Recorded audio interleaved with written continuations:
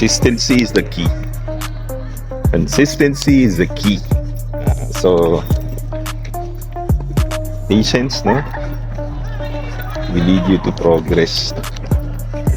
Also, trust in your medical doctor. So, here's my strap, knee strap. So, wala na siya.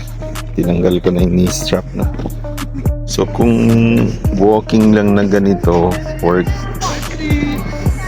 pwede nang tanggalin yung knee strap. Kung ganito lang naman, so normal walk. So, hindi na muna, so at least a day before the therapy, wag na muna sobrang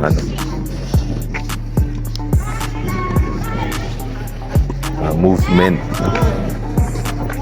So, if you observe, tinanggal ko na yung knee strap kasi wala naman siyang pain. Basta, wala lang jumping. So, for tonight, so I've been walking for the past 15-20 minutes, no? So, tinanggal ko na yung strap. Basta ganito lang, normal walk. Okay lang, straight lang walking, walang pain.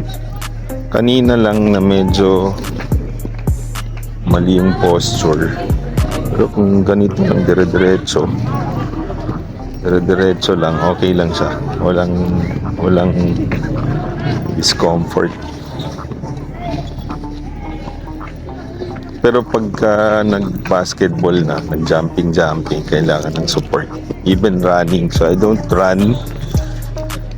Wouldn't want to stress myself so much. So purpose is just to condition the muscles for tomorrow's therapy. So trust in your doctor. Consistency is the key.